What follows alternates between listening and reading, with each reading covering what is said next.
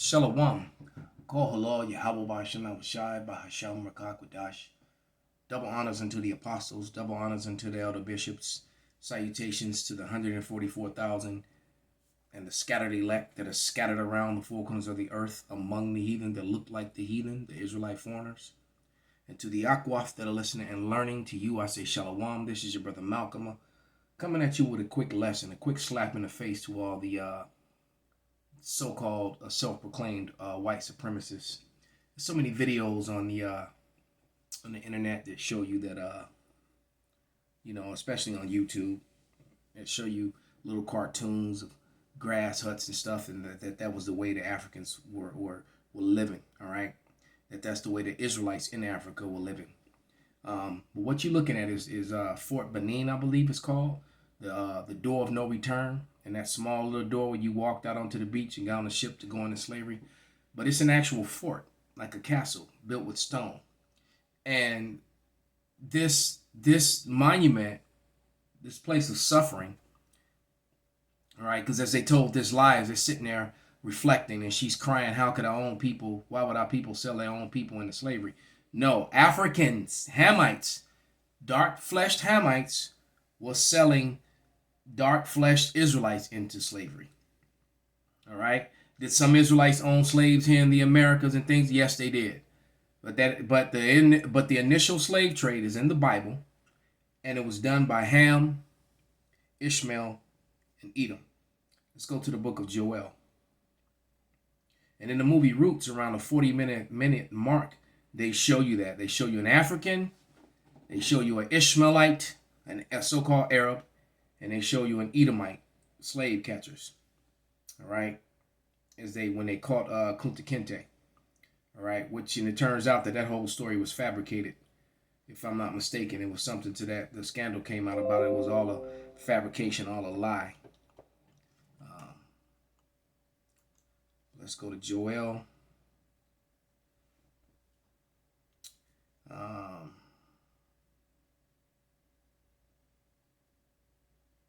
And I'm going to start at verse 3.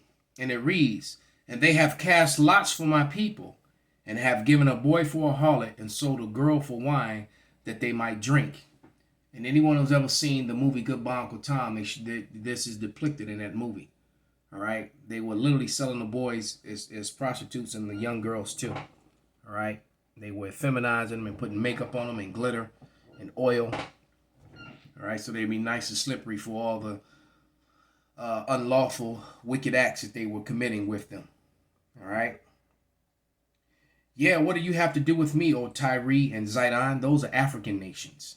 All right? And this is talking about the Israelites being sold into slavery.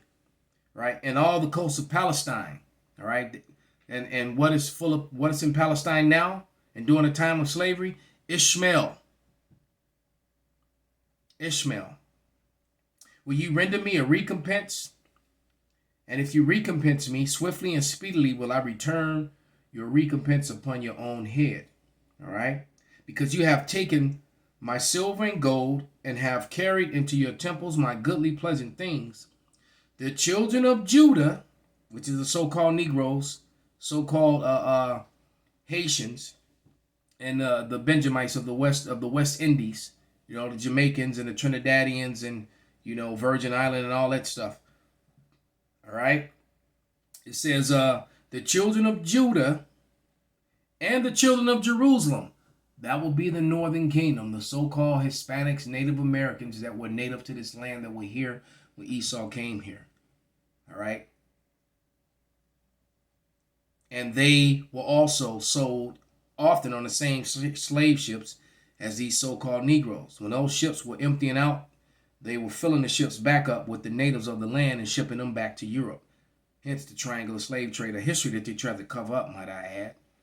There was a movie called Brotherhood of the Wolf, where they kind of showed you that. With Mark Dacascos played a Gadite who went to Europe, to France, with his companion but anyway, they just showed you that Gad was being put because they thought he was a slave. All right. And when Cristobal Colon, aka also known as Christopher Columbus, came, he returned to Spain with 1,100 Taino Indians. All right. Then no, you would call them Puerto Ricans today. All right. So the slave trade, you know, was going on with both Northern and Southern Kingdom. So it says, the children of Judah and the children of Jerusalem have ye sold unto the Grecians, that you might remove them far from their border. Behold, I will raise them up out of the place where ye have sold them, and return your recompense upon your own head. This is fitting prophecy, because what this is saying is that the Israelites would raise up out of the place where they got sold and then proclaim this truth. Who else is doing that? That does not fit the small hatters, the Yiddish-speaking people that write with Hebrew characters. As a matter of fact, they write with Assyrian Hebrew characters, and the tribes of the house of Judah never even went into the Assyrian captivity. All right. And I tell you, the reason why they write with the Assyrian script when they write their Yiddish-based Hebrew is because then that would prove beyond a shadow of a doubt that the natives of the land, the natives that were here in the Americas, from Brazil to Canada, were writing in ancient Phoenician or Paleo, what we call Paleo Hebrew. All right. The Ishists call it Biblical Hebrew. And so when you think about all the books and the evidence that came out in the 16, 17, and 1800s about the natives of the Americas being Israelites and their language, when the imposters begin to say that they were actually the bloodline and not converts anymore, and begin to claim that they were actually us, they, Eliezer ben Yehudi, then, furnished their language, their Yiddish-based German Slavic language, using the Assyrian script, Hebrew. So they attached their language to a script of Hebrew that the house of Judah never even used. The fact that they used that language is evidence against them. You see? It's almost funny how much can come out of this. So this fort, this castle, is still sitting there, and these castles were all over West Africa, all along the Niger River, all the way up into North Africa. All right, proving that these were the Israelites. They built with unhewn stone. All right. It looks like there's one far off in the distance behind it too. So, Esau, Edom, the so-called white man, is a horrific liar. And so, like in this show, he's trying to yet control the narrative by having them sit on these rocks outside of where this horrific crime against humanity happened, this horrific Holocaust, where hundreds of millions of people ended up dying, and hundreds of millions of people ended up going into slavery. All right. And push this and have them sitting on the rocks with tears.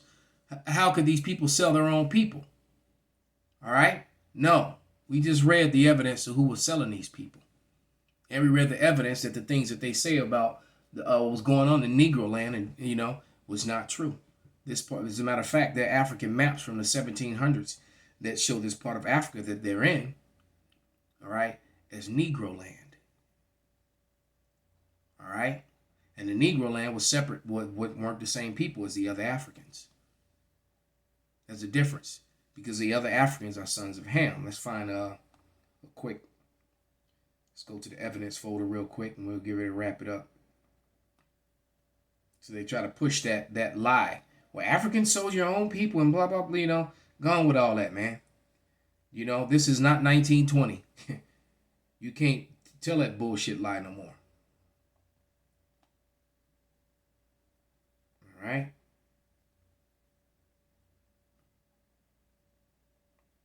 Let's go to evidence. Perfect. It popped right up. Okay.